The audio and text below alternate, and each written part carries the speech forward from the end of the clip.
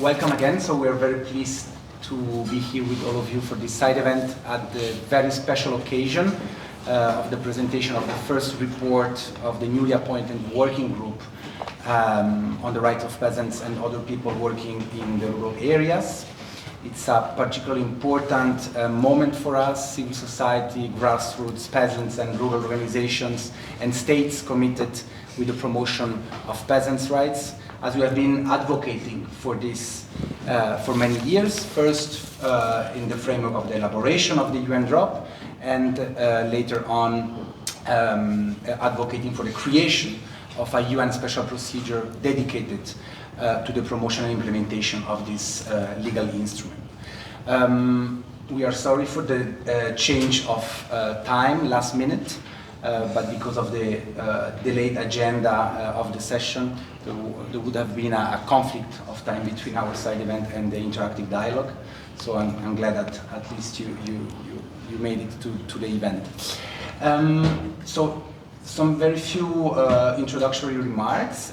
We are convinced that the newly appointed working group will be instrumental in promoting structural changes in the food systems architecture through the realization of the rights enshrined in the UN drop. And in this sense, we hope that this side event can provide a first opportunity, a first space to exchange, to discuss on this and on other key structural issues with regard to the highly necessary democratization of food systems in a human rights perspective. The side event also seeks to tackle, as you can see in the title, the fundamental issue of food sovereignty as a concrete tool to advance or rather to tackle the multidimensional crisis that we are facing. And for food sovereignty, participation is key. And we want therefore also to promote a reflection on the modalities of participation, in particular of the rights holders of the UN drop, their participations in the discussions in relevant forums affecting their lives and work. And the space offered by the newly appointed working group is of course one of them. And finally we also hope to generate a sort of dialogue between the food sovereignty framework and the right to development one, as these two are two strictly and deeply interconnected frameworks, as we will hear from the participants. Just before passing the word to the moderator, just one thing about rules in the room. So nobody's allowed to take pictures or videos, only the authorized person. And we have interpretation in English and Spanish. And without further ado, I will pass the word to Her Excellency, the Ambassador of Bolivia, who will moderate this event. Thank you. Thank you so much, Rafael. I didn't know it was translation to Spanish, so I prepared my notes in English. Well, it's a special honor for me to moderate this event, and I want to welcome you all. This event, this side event, it takes place on the margin of the 57th session of the Human Rights Council here in where the working group on the rights of peasants and other people working in rural areas will present its report for the first time. A year ago, the core group, composed by Bolivia, Cuba, Gambia, Indonesia, Kyrgyzstan, Luxembourg, and South Africa, held many rounds of negotiations to finally adopt Resolution 54/9, which established the working group. And I would like to highlight, and I think that I speak on behalf of all the entire core group, which is also co-sponsor of this event, that the role of civil society organizations, La Vía Campesina, CETIM, FIAM, and others, as well as the Geneva Academy, the South Center, was key to achieve the adoption of this resolution. And we will always recognize their work and conviction on this common cause, the respect, protection and warranty of the rights of the peasants and other people working in rural areas. Without further delay, I have the pleasure of giving the floor to the newly appointed chair of the working group, Ms. Genevieve Savigny, the chair of the UN Working Group of the Rights of Peasants and Other People Working in Rural Areas. Madame, the floor is yours. Thank you. Thank you. So good morning, everybody. So I'm really happy to be here and to present a few remarks about the relationship between our vision of the mandate on the working group of peasants and also the considerations about development. Development, maybe I've got to say a few words about myself. I'm a peasant, I just retired, but I worked a lot in at the European level and especially in what we call the Brussels bubble, and where the European policies are being discussed. And maybe it is also with this background that I want also to share this different approach, but also how it is cross-sectoral with all these human rights perspective to give a real good perspective to development and for the respect of human rights. In the declaration, which is the basic document backing our work, the question of the model of production is quite present.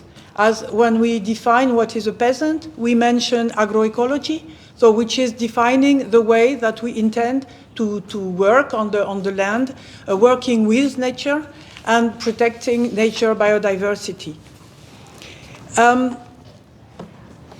Maybe there are also very interesting remarks concerning what is also the question of participating to decision making, which is very strong in Article 10, but also in Article 9 and Article 11, that are concerning the right to create association and the right also to have information.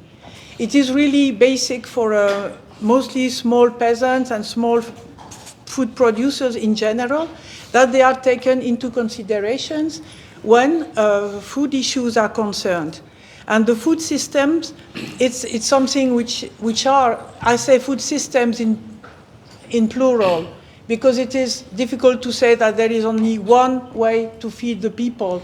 But in the diversity, it is very important that the smallest and the weakest people are taken into consideration. As in a recent document I was reading from FAO, the small farms that are less than 2 hectares represent over 30% of the food produced, which is very important. And when you think about family farms, which may be a bit bigger or sometimes quite bigger, but they represent 80% of the food which is produced. So when we are speaking about food systems and also the relationship with nature and with the environment, it is really important that small farmers, what we call peasants, and that is all the people that are working in rural areas and producing food at a small scale, are taken into consideration. We know that there will be some tension between the rights that are concerned in the UNDROP and some larger economic interests. And this is also why it is very important that there will be discussions about how to have a human rights perspective when it comes to tackling these different interests and interest groups. And so it is really very important. Maybe I will just share also a last word about this development and sustainable development and which perspective it brings forward. I think now at the moment for all over the world, everybody wants to be sustainable, but there will be different pathways to be sustainable. As representative of small peasants, farmers, it is really important that it is taken into account that this type of farming, agroecology, working with peasant seed systems and so on, are taken into account because for their contribution to the environment and the good state of the planet and nature in general. We know there can be other pathways that are pushed forward and to use more, I would say, smart farming and technological solutions, but when there will be discussions about which solution to adopt, and it will be for us and for the working group that I'm representing today at the chair, It will be most important to take first into account all the this human right perspective, to make sure that small peasants, small food producers, fisher folk, pastoralists, and all those people that are producing food at small scale and in sustainable ways are taken into account. So this was the reflections I wanted to share as a first intervention. Thank you. Thank you so much. And again, welcome. And we hope that the work of the working group will achieve what we've been looking for many years when we adopted UNPROP. And you have all our support, of course. Now I'm going to pass the floor to Mr. Mihir Kanade. Is the member of the expert mechanism of the right of development by video message.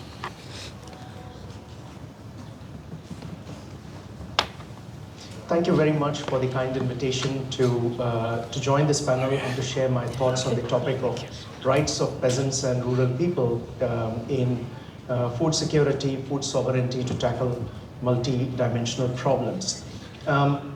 I will share my insights from the perspective of the right to development. And considering the audience that we have today, let me begin by sharing my experiences working with farmer communities in Latin America.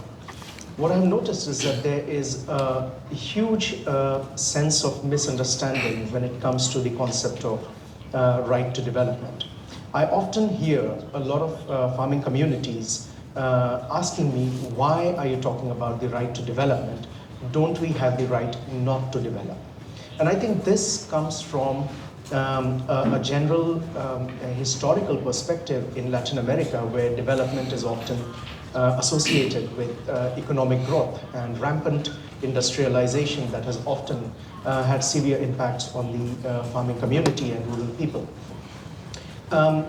As it is, however, the normative framework of the right to development actually rejects an understanding of development measured only in economic terms. And I want to read to you the description of the term development as we find in the 1986 Declaration on the Right to Development.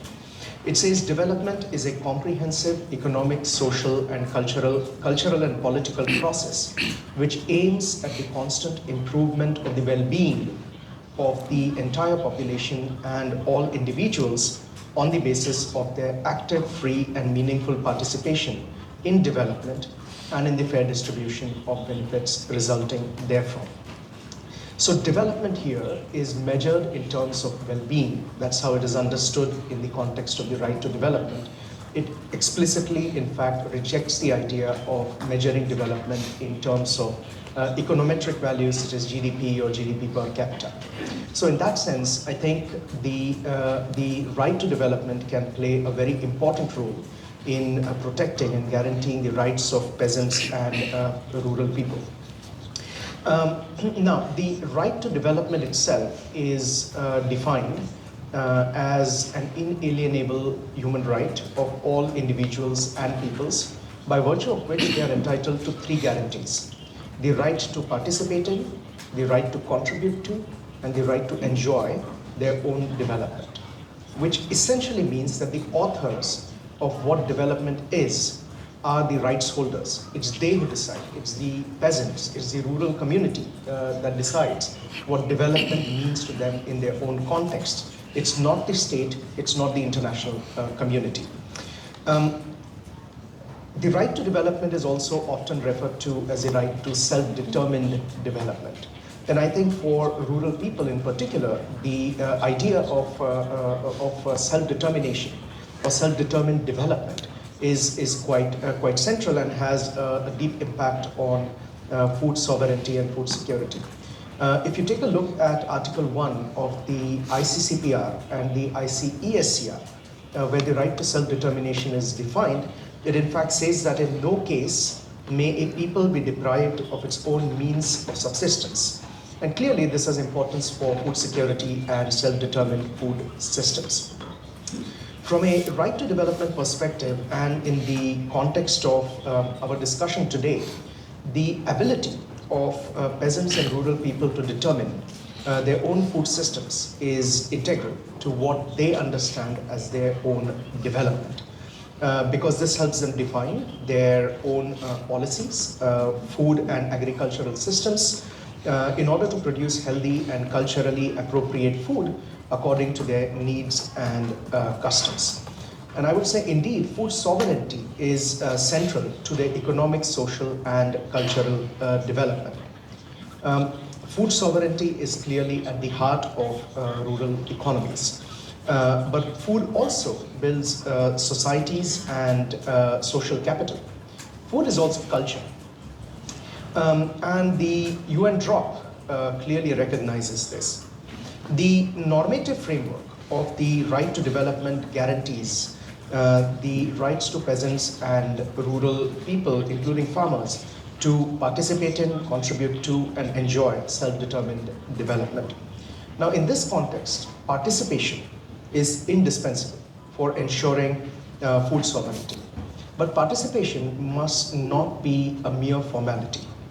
It must be active, free, and meaningful participation that enables peoples and communities, especially organized peasants, rural workers, and indigenous peoples working in the rural areas, to have a significant say in major decisions that affect their food security and sovereignty. Participation is also crucial for governments to correctly identify the obstacles to the development of peasants and rural people. Now, we do not really have to go too far to see the importance of participation in this regard. And I'd like to give you the illustration from my own country, India.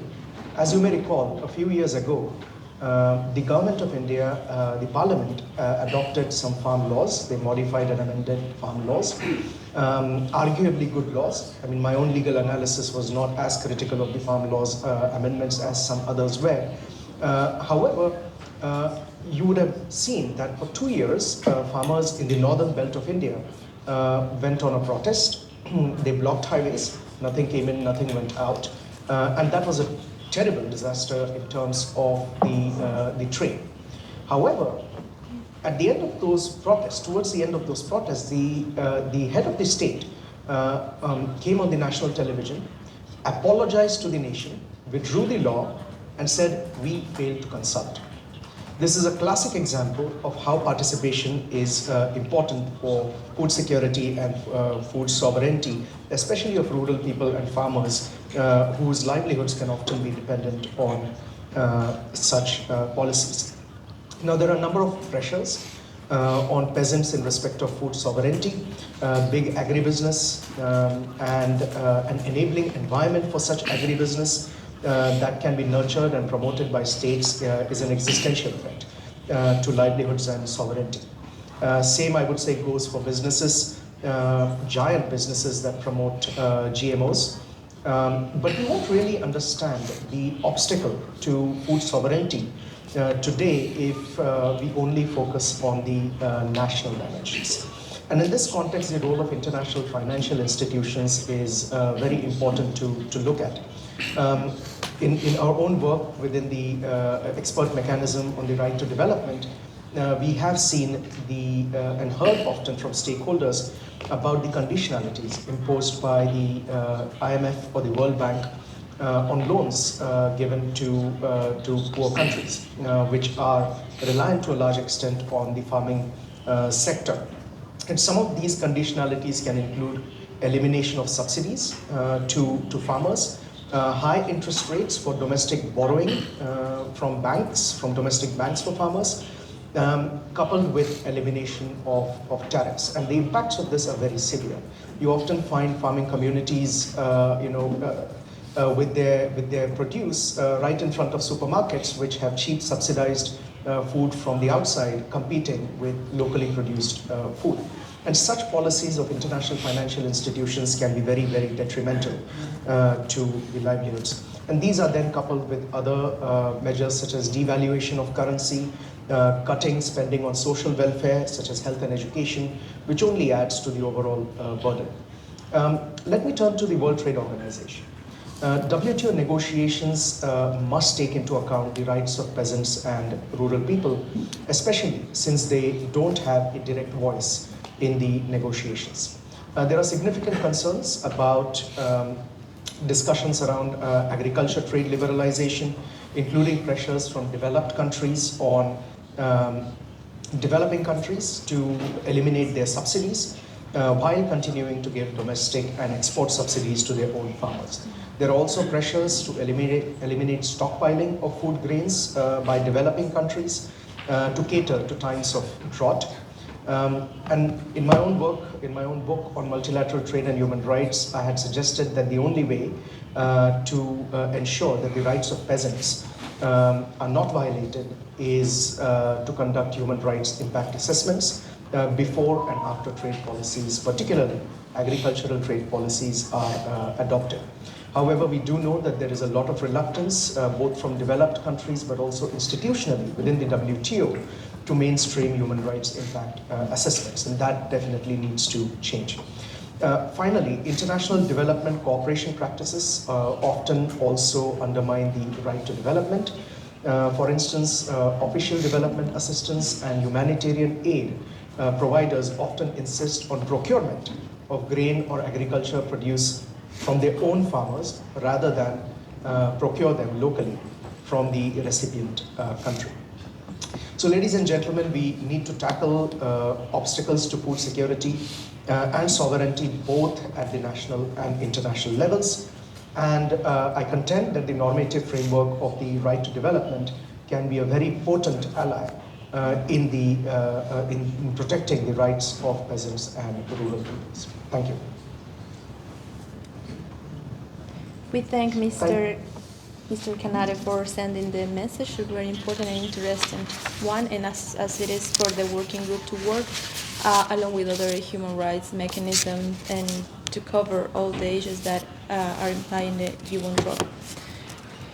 Now I'm going to give the floor to Mr. Daniel Uribe from the South Center. Thank you very much, Ambassador, and thank you very much for the organizers for inviting the South Center to participate in this important event. As its heart, food sovereignty encompasses the right of people to define their own food and agricultural systems. It's about communities deciding how their food is produced, distributed, and consumed. Therefore, rural communities are the stewards of food systems, the custodians of biodiversity, and the backbone of many economies. Food sovereignty and the right to development are not actually competing interests, but they are mutually reinforcing. And therefore, states should consider the creation of policies that empower rural communities and uphold the rights of peasants that could support strengthening rural communities and provide nutritious food for all. It is also an opportunity to develop the full potential of peasants and rural communities. This relationship between the right to development and peasant rights will help us to see food not as a commodity, but actually as the cornerstone of communities' well-being and self-determination. The establishment of the working group on the rights of peasants and other people working in rural areas is a significant step forward, as this mechanism is actually providing a dedicated platform to address the challenges, the rights of peasants, who are often disproportionately affected by issues such as land grabbing, lack of access to resources, and exploitation. Then the question is how the working group can assist the states in crafting policies and norms that empower rural communities and uphold peasant rights, including the right to development. We have identified some of these mechanisms that can support the working group. For example, it could focus on securing land tenure for communal and customary land.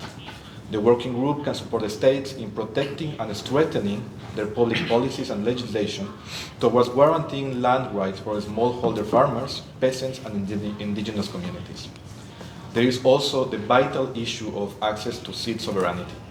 Farmers and peasants should be able to save, use, and exchange seeds without undue restrictions.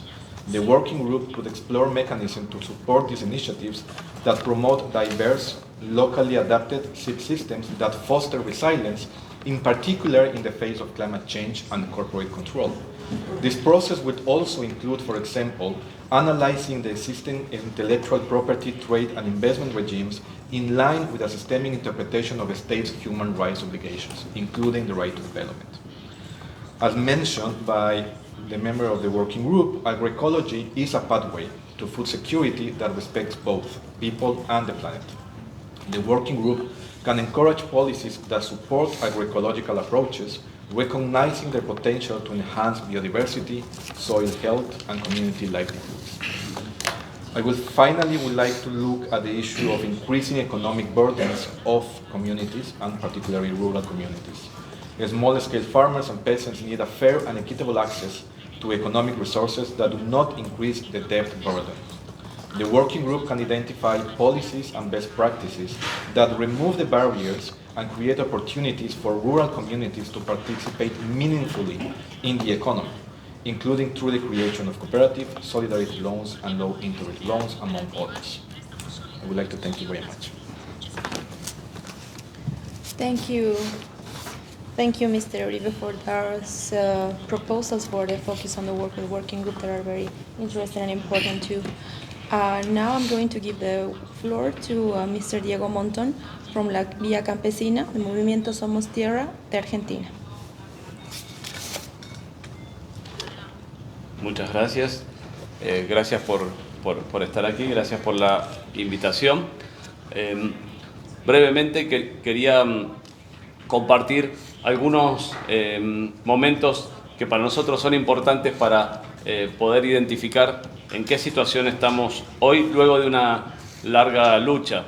Hace más de 30 años la Vía Campesina surgía en el marco de impactos muy negativos, productos de la globalización y fundamentalmente de una onda expansiva en modificaciones de las políticas agrarias que ponían en el centro solamente los negocios y las ganancias, dejando de lado los derechos humanos. En ese contexto, Vía Campesina planteó que era fundamental repensar la lógica de los sistemas agroalimentarios con una nueva vía de desarrollo, la Vía Campesina que planteaba y que sigue planteando a la soberanía alimentaria como objetivo para alcanzar los derechos humanos, no solo en el campo, sino también en las ciudades. Soberanía alimentaria, entendiéndola como una forma de colocar en el centro de la discusión de las políticas agroalimentarias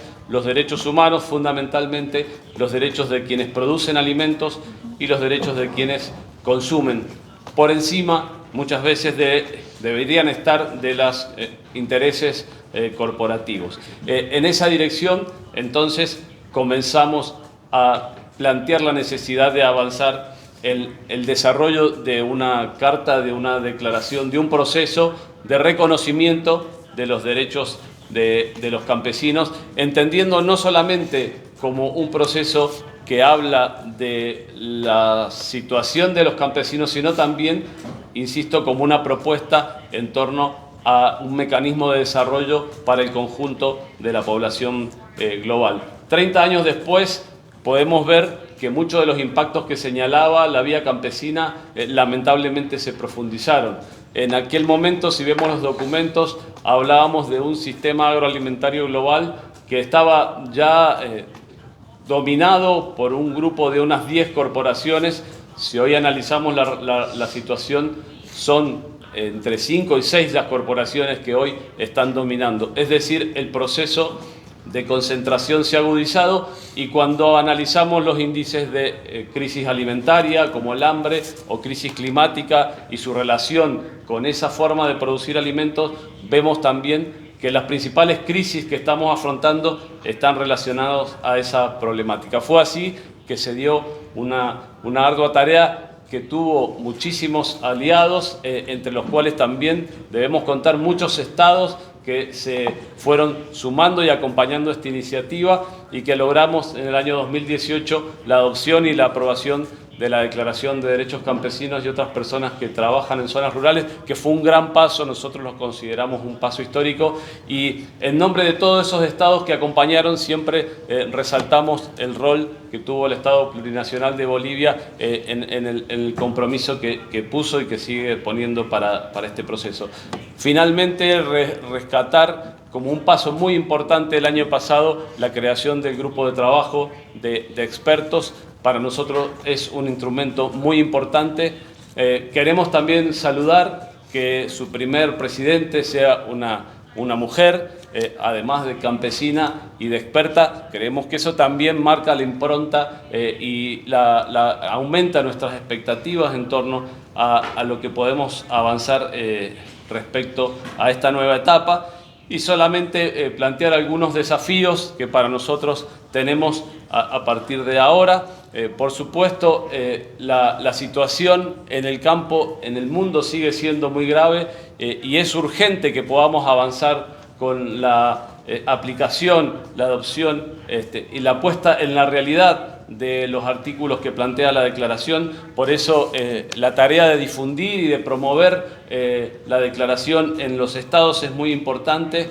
Es fundamental, como se señaló, la participación de las organizaciones de la sociedad civil, el trabajo mancomunado, fundamentalmente las organizaciones del campo, y es por supuesto indispensable y sustancial acompañar a los estados en este trabajo. Nosotros creemos que hay muchísimas experiencias positivas de políticas públicas agroalimentarias llevadas a cabo por estados, fundamentalmente que tienen que ver con acceso a la tierra, con promoción de la agroecología y con medidas que apuntan al acceso a los mercados con precios justos para productores y consumidores, que es importante que el grupo de trabajo pueda relevar y poner a consideración y conocimiento de todos los estados. En ese marco también nos parece importante el diálogo sostenido con la FAO, en tanto es una institución que puede también poner en discusión algunas de las políticas agroalimentarias en función de la Declaración de Derechos Campesinos. Además, nos parece importante que se pueda continuar visibilizando los impactos negativos que tiene hoy la estructura financiera internacional, que está en gran parte subordinada a empresas corporativas y que son muchas veces obstáculos y a veces causa de la violación de derechos de los campesinos en distintas partes del mundo. También poder seguir identificando obstáculos y trabajando sobre ellos en torno a la aplicación de la declaración, y nos parecen fundamentalmente urgentes el tema de desalojos, el tema de privatización de las semillas y el tema de uso intensivo y desregulado de agrotóxicos. Finalmente, nos parece muy importante que este grupo de trabajo pueda fortalecerse con más recursos para el enorme trabajo que tiene. Creemos que es necesario que dentro de la priorización de recursos del Consejo se ponga énfasis y se ponga en un lugar importante este grupo de trabajo.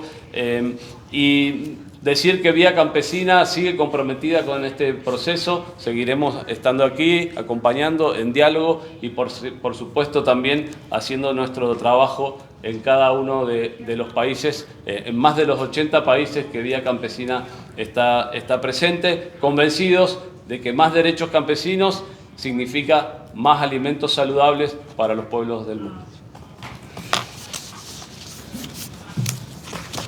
Muchas gracias, Diego, por recordarnos de cuánto tiempo viene esta lucha que estamos nosotros llevando adelante y que ustedes han iniciado y que nosotros como Bolivia y los diferentes países que estamos apoyando esta resolución, el grupo de trabajo, estamos también llevando adelante. Gracias por el resumen que nos has dado y por resaltar los desafíos que tiene el Working Group y en los que también puede trabajar y aportar en su trabajo.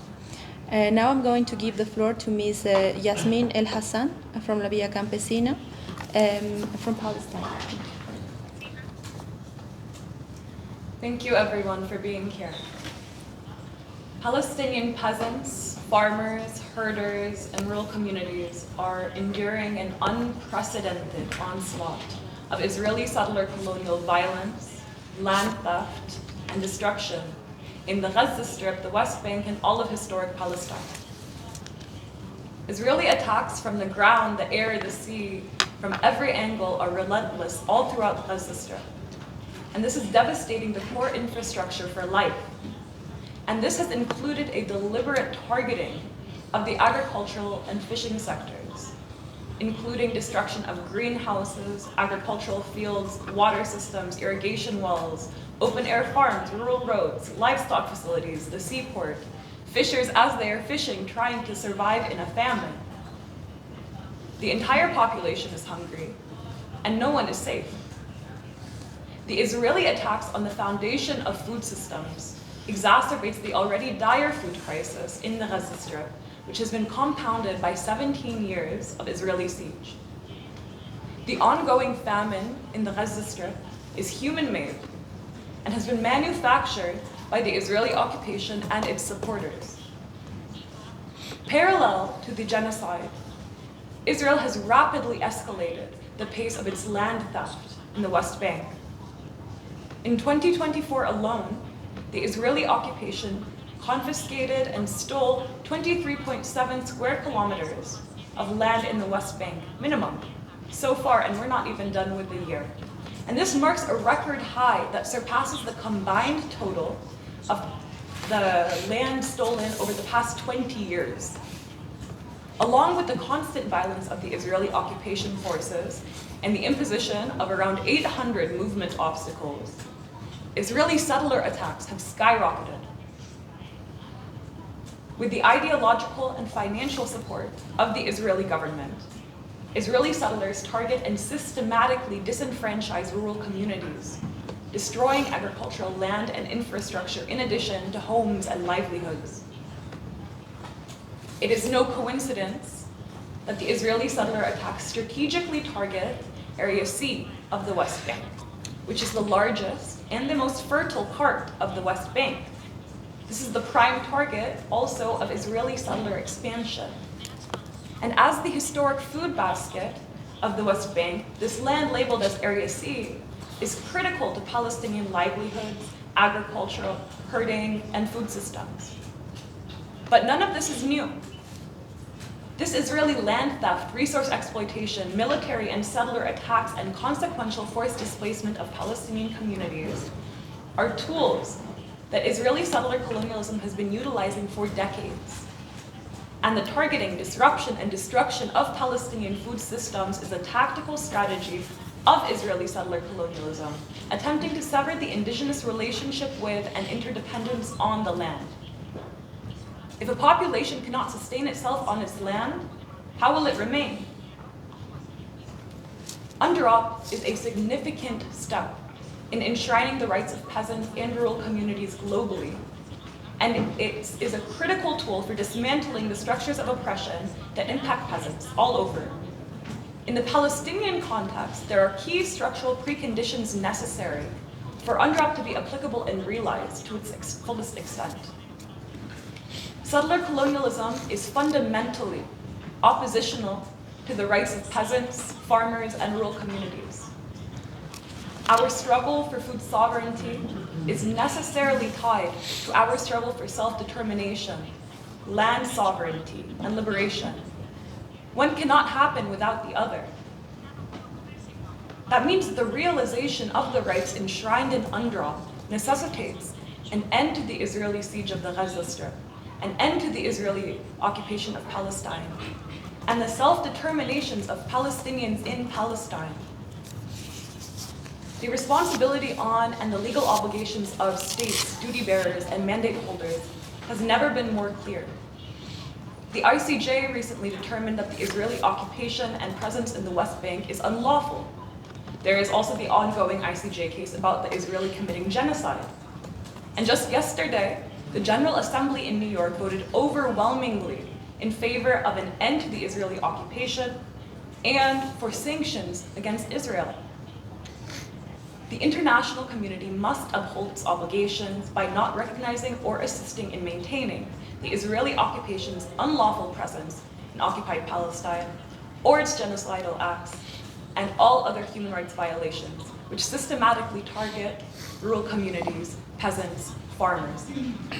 We encourage states to utilize the UNDROP as an additional tool and an entry point to take immediate and urgent action to uphold rights for all Palestinians, including peasants, farmers, and rural communities. Thank you.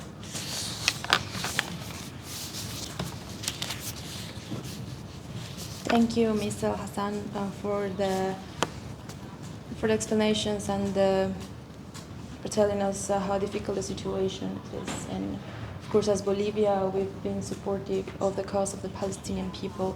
And as you said, we hope also that UNDROP could help people and for the respecting of the rights of the peasants in Palestine. Now I'm going to give the floor. I'm going to pass the floor to the World Forum of Future People by a video message.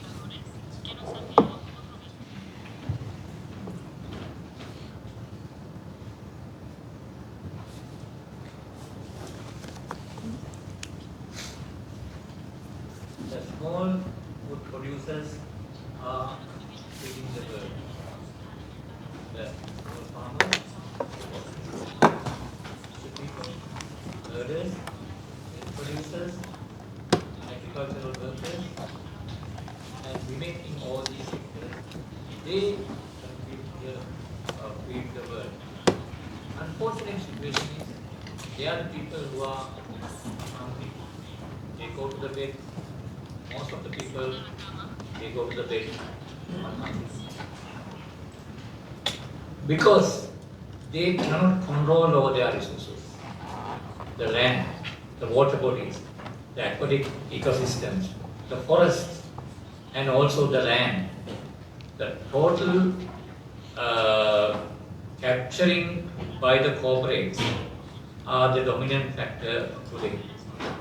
As a result of this situation, we saw the importance of adoption of a United Nations Declaration of Right of Peasants, which gives the central role of food producers to control over their resources. And they should be, according to the process, should be in the central decision-making roles.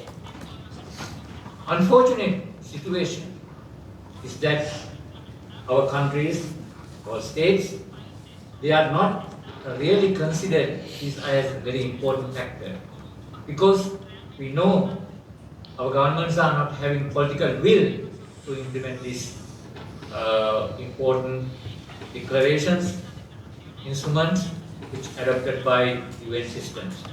So we hope and we stress it's a must if we want to feed the world, eliminate the hunger, and if the states want to reach the sustainable development goal, the zero hunger, it should be one of the major instruments that could be used to empower the fishing, farming, agriculture, herder, milk producer, communities who are really feeding the world through this instrument.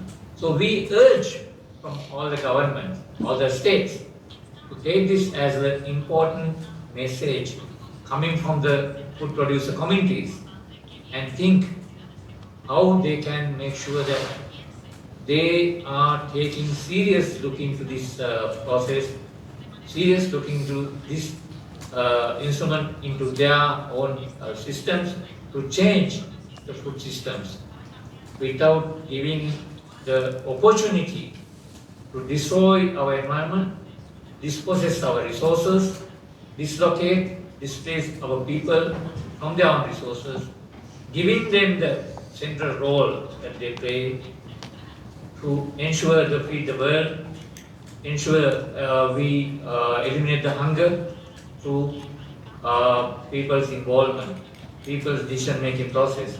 So we urge from the governments to make sure that to take the important role ensuring the implementation of this UN drop in your respective countries. Thank you very much.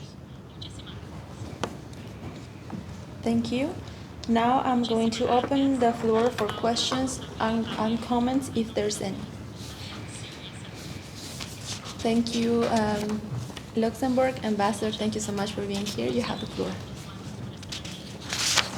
Thank you very much. A warm thank you to all of the organizers. Obviously, first and foremost, the mission of Bolivia, but then also FIAN, La Via Campesina, the South Center, and many others from the civil society movements that have helped make a reality of the UN Declaration on the Rights of Peasants and other people living in rural areas, putting in place the working group, and thirdly, of course, also organizing this side event Last year, Luxembourg joined forces with Bolivia, South Africa, Indonesia, the Gambia, and Kyrgyzstan in the core group of the resolution that has created the working group, because we believe in the importance of UNDROP, which, as a matter of fact, protects the rights of the very people who are feeding the world. The UN Food System Summit has shown 3 years ago that feeding the world is complex, not only because of the triple planetary crisis, it is also a political issue of who gets to sit at the table.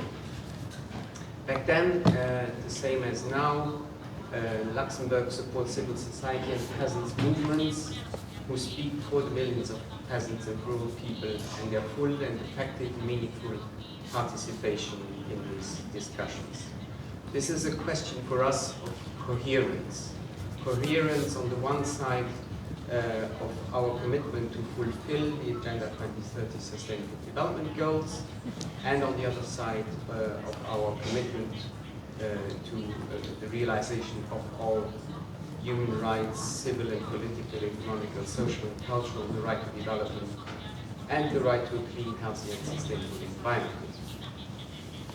We also affirm the importance of UN guiding principles for business and human rights to ensure that the private sector companies fully respect human rights. And we believe that the working group on UNDROP will make a powerful contribution to this, notably working with other special procedures mandates, like the special rapporteur also on the right to food, Michael Patrick, who is calling for the adoption of an agroecology paradigm. This being said, we wish the working group every success for the presentation of its first report and its future activities. Thank you very much. Thank you so much, Ambassador, and thank you, and thanks also to the delegation to Luxembourg for all the support, the constant support, participation, and promotion of the UN drop. Your help has been key on this achievement also of the working group. Thank you. If there is another question, maybe comment.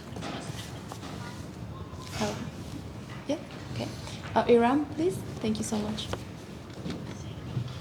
Thank you, Ambassador, for giving me the floor. First of all, I would like to thank all organizers of these very important side events. As I'm a child of the Peasants from my country, I have my mind is full of the very pleasant memory of when I was a child and with my family. We have a very, we grow up in transitional period of the time of from the that the rural areas were facing with the developmental moves towards and to change everything in the countries when they are going to implement the policies of development. So one of the serious challenges that we're facing at that time, that is still maybe it's continuing, that the rural areas, the situation of rural areas shifted from the producing the foods and many products to the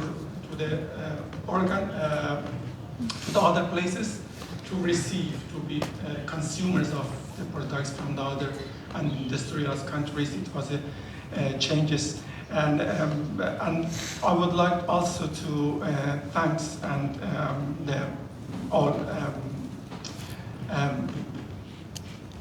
speakers and for their very important presentations.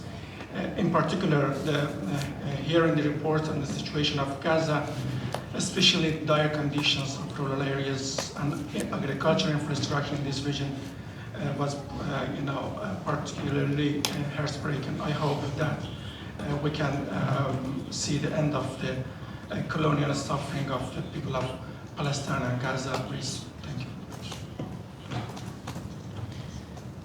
Thank you so much, the distinguished delegate of Iran. Now I give you the floor to you. Thank you.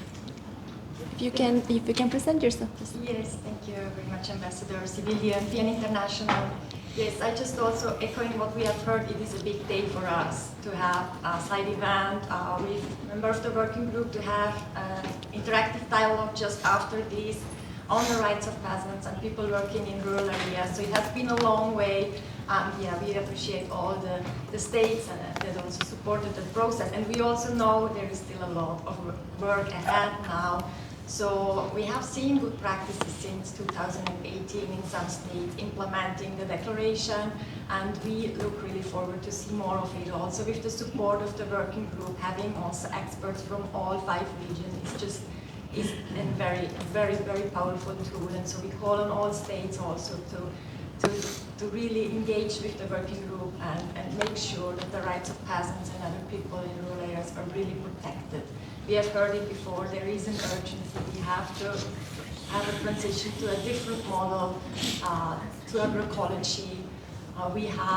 We cannot continue the way it is with the industrial system, that corporations benefit and destroys the environment and the livelihoods of people. So I think also, I hope the states are recognizing this important role peasants and rural people have and the alternatives they can bring. Thank you. Thank you so much, and also to the support of PM on this process. If there is, please, you can present yourself, please. Hello, thanks to you, Ambassador, for giving the floor. My name is Noah Lizus. I'm from France and represent the NGO International Action for Peace and Sustainable Development. I would like to say that I gladly thank you for this conference, and I agree with many things that you said. The right of peasants should be increased. We believe that working groups are important to help this cause, and I wish that this struggle will help. I'm happy to see that a lot of people are interested on this topic. I believe that peasants and consumers all across the world needs to benefit from an ecological food and a sustainable agricultural system. By the way, I would like to say our support to the population of Palestine. Everything needs to be done to help Palestinian citizens to get out of poverty and this situation that they are currently in. And I hope that the future of peasants and consumers all across the world will be bright. Thank you. Thank you, and also thank you for your presence. I think Venezuela, the distinguished delegate of Venezuela, please. Muchas gracias, embajadora. Gracias por Bolivia, en español. Muchas gracias, embajadora, por la organización de este evento, igual a CETIM, a las otras misiones permanentes. Queremos aprovechar la oportunidad para expresar nuestra solidaridad con el pueblo palestino. No podemos imaginarnos el sufrimiento del pueblo no solo en Gaza, sino en la Cisjordania ocupada y el impacto que puede tener esto no solo en toda la población, especialmente en los campesinos y el acceso a los alimentos y a una vida digna. Recuerdo con mucho cariño incluso el compañero delegado de Bolivia en ese momento, con quien compartimos las negociaciones sobre la Declaración de los Derechos de los Campesinos. Creo que es un hito importante, no solo para los campesinos, sino también desde la perspectiva de los consumidores, para poder consumir alimentos a nivel global, que los campesinos cuenten con las mejores condiciones y poder obtener alimentos sanos. Obviamente reiterar la importancia del grupo de trabajo, el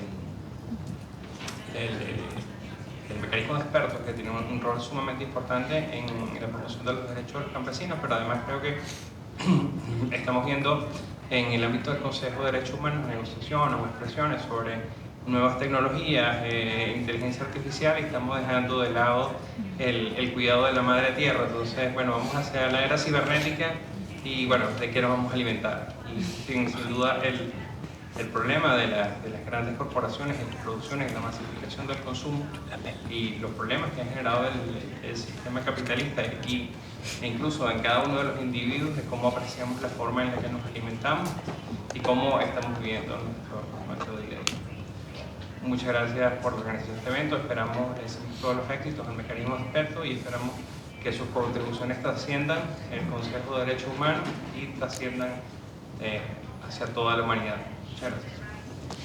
Gracias por estar presente, y también a Venezuela por el apoyo que nos ha dado durante la negociación de la declaración. Tengo que cerrar el evento y quiero agradecerles a todos ustedes por su presencia. Ay, no me han escuchado. Bueno, he empezado agradeciendo a Venezuela también por su presencia y por el apoyo que hemos tenido de ustedes durante la negociación, que es un proceso muy complejo. No quiero agradecer a todos ustedes, tengo que cerrar el evento, ya no tenemos más tiempo.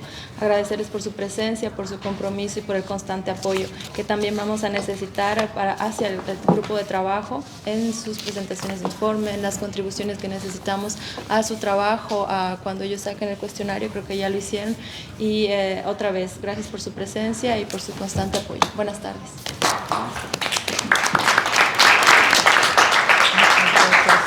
Gracias por estar aquí. Ahora